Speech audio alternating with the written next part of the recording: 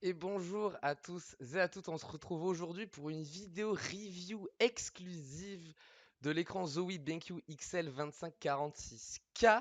Je remercie énormément Zowie BenQ France pour la chance qu'ils m'ont donné d'avoir la possibilité de tester ce produit, hein. Écran phare, tout le monde se l'arrache en ce moment et je vais vous expliquer pourquoi. Alors, on va tout d'abord commencer brièvement par rappeler les grosses caractéristiques, puis après on ira in-game tester du coup ces nouvelles features et ce que propose ce produit. Alors, ce BenQ Zowie XL2546K, quelles sont les grandes nouveautés? Premièrement, on a un socle plus petit, un nouveau design, plus facile à orienter, bref, bien plus simple à transporter qu'avant.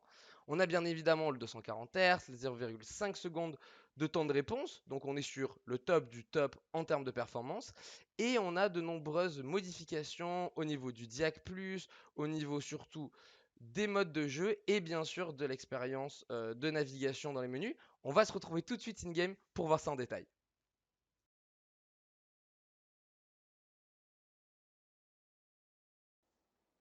Et nous voilà de retour pour la suite de la review de ce Zowie BenQ XL 2546K. Alors comme je vous l'expliquais un petit peu plus tôt, euh, outre les changements de design extérieur et d'optimisation, on a pas mal de changements au niveau de la fluidité dans l'écran, que ce soit le diac, que ce soit les différents modes de jeu, mais que ce soit également les possibilités plus facilement de naviguer désormais. Alors, vous avez toujours la possibilité d'utiliser cette petite télécommande qui vous permet en fait très facilement de changer de mode, de naviguer dans les menus et d'essayer un petit peu toutes les fonctionnalités que dispose cet écran. Alors, vous le verrez pas à l'écran, mais vous devrez entendre le bruit de mon côté. Du coup, on va tester le mode dans les différents modes. Donc, vous allez trouver FPS 1, FPS 2, FPS 3. Moi, je vais privilégier le mode 20.0 qui est un petit peu plus privilégié sur Valorant avec plus de luminosité. Sur le papier, le mode FPS 1 se prête assez bien à CSGO, le mode FPS 2 à Call of Duty et enfin le dernier FPS 3 pour du Fortnite. Alors voilà, là, on va essayer, on voit qu'au niveau des couleurs c'est quand même très agréable. Ça l'est également au niveau de la fluidité, hein. 240 Hz, on est sur ce qu'il y a de mieux, ce qui se fait actuellement sur le marché. Et une des dernières grandes nouveautés, c'est ce DIAC+, donc qui est un système de compensation des mouvements amélioré qui en fait permet de réduire le flou et d'améliorer la netteté tout simplement. Paramètre qu'on va essayer, hein. Là, je ne l'ai pas encore mis, alors je vais utiliser directement ma petite télécommande, vous entendez le bruit, hop.